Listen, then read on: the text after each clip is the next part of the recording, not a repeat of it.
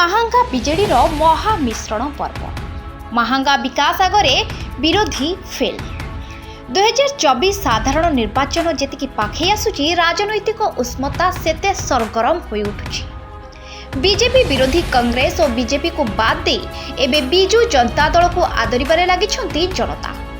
मुख्यमंत्री नवीन पट्टनायक को स्वच्छ शासन और लोकाभिमुखी कार्य एबे विरोधी को देउछि शक्त झटका। फूल हाथ छाड़ी एबे शंख को आपणार करिबारे लागिछंती महांगार जनता। जो भली भाबरे दिनकू दिन महांगा निर्वाचन मंडली रे बीजेडी रे योगदान करुछंती कर्मी हताश होई पडुछि विरोधी शिविर। विरोधी को झटका परे झटका दे चली बीजेडी। महांगार पूर्वतन मंत्री तथा जनप्रिय विधायक प्रताप जेना राजनैतिक रणनीति विकासमूलक कार्य दृढ़ नेतृत्व आगे बीजेपी और कांग्रेस नेता माने दिनकू दिन फेल मारिबारे लागिछंती। मान्यवर विधायक प्रताप जेना आदर्श एवं लोकाभिमुखी कार्यक्रम में अनुप्राणित हुई महांगा ब्लॉक समस्त ग्राम पंचायत बीजेपी और कांग्रेस 500 रु अधिक कर्मी अलीजोड़ा स्थित बासभवन में कर्मी माने बीजेपी और कांग्रेस दल को परित्याग करी महांगा बीजेडी महामिश्रण पर्व में सामिल हुई जनप्रिय विधायक प्रताप जेना उपस्थित रे आनुष्ठानिक भावे बीजेडी रे सामिल होइछंती। विधायकों प्रशंसनीय काम एवं लोकप्रियता देखि जनता एवं प्रताप को हाथ मुठा को टाण करने सह मुख्यमंत्री नवीन पट्टनायक को षष्ठ थर मुख्यमंत्री करने समस्त प्रकार साहाय्य सहयोग और आशीर्वाद करेंगे। प्रताप को दृढ़ नेतृत्व महांगारे जो भली भाव में विकास कार्य चली ताकू केही रोकी पारिबे नाही। प्रताप को विरोध रे विरोधी माने जेते अपप्रचार कले भी महांगार जनता तांको उचित जवाब देउछंती और विरोधी माने फेल मारिबारे लागिछंती। आज बहुत खुशीर कथा कि महांगा निर्वाचन मंडली निर्दिष्ट महांगा ब्लॉक रु प्राय 500 रु ऊर्ध बीजेपी दल छाड़ी आज बिजू जनता दल रे जोग देइछन्ते। जेते बेले बीजेपी दलर गोटे मीटिंग महांगा निर्वाचन मंडली रे होउची जो थिरे कि तांकर सर्वभारतीय स्तर नेता उत्तर प्रदेश मुख्यमंत्री आदित्यनाथ जोगी जोग दौरान ठीक सेतिकी बेले तांको कार्यक्रम को प्रतिवाद करिकी आज प्राय 500 रु ऊर्ध विभिन्न पंचायत केवल महांगा ब्लॉक नेतृवृंद आज बीजेपी दल छाड़ी बिजू जनता दल जोग देइछन्ती। मु सेमानकु समस्तंकु बिजू जनता दल को स्वागत करुछि। सेमानकर विश्वास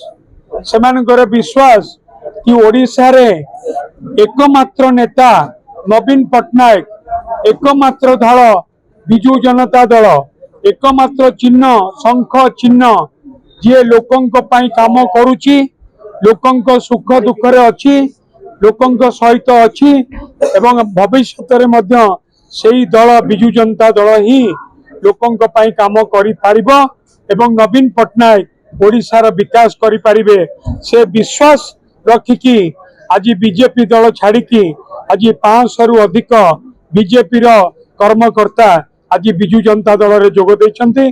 आमे सेमानकु समस्तंकु स्वागत करूछु एवं हमर विश्वास एमाने योगदान करिबा फल रे बिजू जनता दल संगठन आउरी अधिक मजबूत हबो एवं विकासमूलक काम आउरी अधिक त्वरान्वित हबो। देखंतु समस्ते निजे आग्रह प्रकाश करथिले बीजेपी जो कार्यक्रम आज महांगा निर्वाचन मंडली रे करूची ताकू प्रतिवाद करिकी आज 100 संख्या रे प्राय 500 रु ऊर्ध बीजेपी दलर कर्मकर्ता आज बिजू जनता दल रे जोग दैछन्ती। बीजेडी मो कथा मु कहूची बीजेडी बहुत उपकृत होईची।